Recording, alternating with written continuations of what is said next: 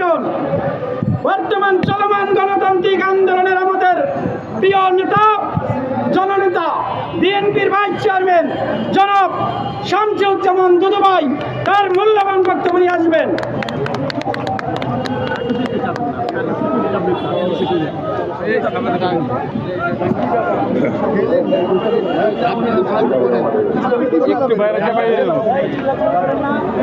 বন্ধুরা,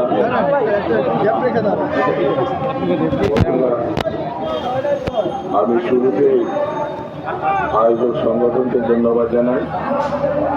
তারা আমাদের পরম বন্ধু, আপসী নেতা। 17 বছর আগে, আরো আগে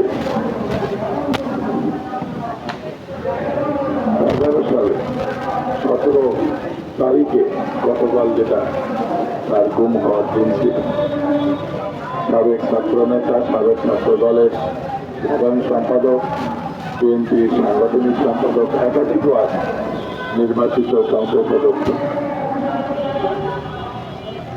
জনাব মীর কাসেমকে স্মরণ করে আজকে যে এই আয়োজন, সেই আয়োজনের জন্য আমি আয়োজিত সংগঠনকে ধন্যবাদ জানাচ্ছি, কৃতজ্ঞতা জানাচ্ছি। প্রিয় সভাপতি, জাতীয় নেতৃবৃন্দ, সাংবাদিক বন্ধুরা, সুধীমণ্ডলী, আসসালামু আলাইকুম। আমি বেশি বক্তৃতা করবো না, আমার বলার অবস্থা খুব ভালো না। আমাদের আজকে নেতৃবৃন্দ বিস্তারিতভাবে, চমৎকারভাবে তারা বক্তব্য রেখেছে। আমি ইলিয়াস আলীর হত্যাকাণ্ড, অপহরণ, গুম কি বলবো, এখানে আলাল ভাই এটা ব্যাখ্যা করে, এখানে খোকন ব্যাখ্যা করে, এখানে আজাদ সাহেব, রহমতুল্লাহ সাহেব তারা ব্যাখ্যা করে বলেছে কি মর্মান্তিক। গুমের জন্য আমরা তার মাঝখানে কামনা করতে পারছি না, যেটা আমরা জানি না যে তিনি মারা গেছেন না কোনো জীবিত। তার পরিবার আল্লাহর কাছে কি প্রার্থনা করে তারা জানে না। তার উত্তরাধিকাররা কি দাবি করবে। আমি এই অচল অবস্থা যারা সৃষ্টি করেছে সারা বাংলাদেশি মানুষ জানে। শেখ হাসিনা তাকে শুধু গুম করে নাই, তাকে অপহরণ করে নাই, তাকে নিশ্চিহ্ন করতে চেয়েছে। আমি এই সভায় দাবি জানাচ্ছি, ইলিয়াস আলী, চৌধুরী আলম সহ, সুমন সহ হাজার হাজার যেসব জাতীয় নেতৃবৃন্দ, ছাত্র নেতৃবৃন্দ, যুব নেতৃবৃন্দ, যাদেরকে আমরা এখনো হাতে পাই নাই, এই অপরাধের জন্য হাসিনার আমি ফাঁসি দাবি করছি। বিচার করবেন কি করবেন না আমরা বুঝতে পেরেছি। বিচার এতদিনে 8 মাস হয়ে গেল।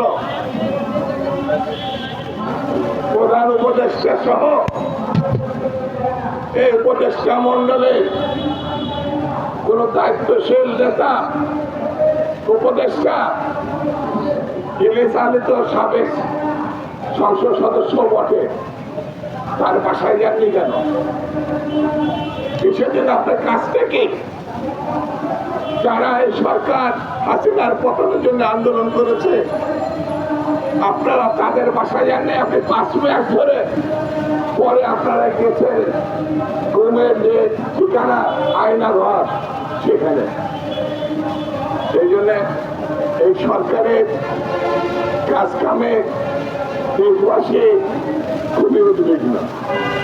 তারা কি চায় সেটাও আমরা বুঝি না।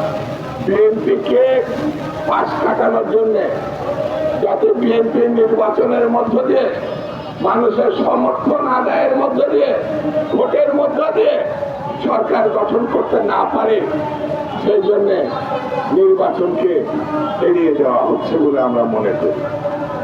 আমরা মনে করি বাংলাদেশে যে এখন অবস্থা দাঁড় করানো হয়েছে, তাতে ষড়যন্ত্রকারীরা যারা গণতন্ত্র গত 15-16 বছর ধরে ধ্বংস করেছে, নিশ্চিহ্ন করেছে, তাদেরকে কোনো না কোনো ভাবে রক্ষা করা হচ্ছে, কোনো না কোনো ভাবে ষড়যন্ত্র করার সুযোগ দেওয়া হচ্ছে। সেই জন্য আমি শুরুতে বলছি বেশি কথা বলবো না, শুধু এতটুকু বলে যায়, গুম খুনের বিচারের উদ্যোগ নেন।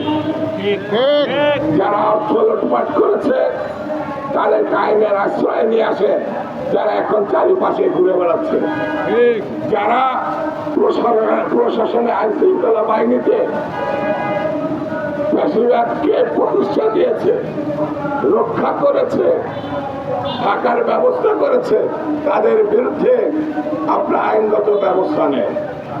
আজ বাংলাদেশে কি করবেন কি করবেন না এটা বড় কথা না, একটি নির্বাচিত সরকার প্রতিষ্ঠা করার জন্য অনতি বিলম্বে একটি রোডম্যাপ ঘোষণা করেন। কবে নির্বাচন হবে, কোন মাসে হবে, কোন সনে হবে, আপনারা একবার ডিসেম্বর একবার জুন এই ফাজলামি বাদ দেন, এগুলোর জন্য আমরা তৈরি না। আর আপনাকে আগেও বলেছে, হাসিনার যখন তাড়াতে পেরেছে, অন্য ফাঁসিবাদের যদি উদ্ভব ঘটে, তাদের তাড়ানো বাংলাদেশের মানুষের ওয়ান্টুর ব্যাপার। সেটি মাথায় রেখে কার্যক্রম নেবে।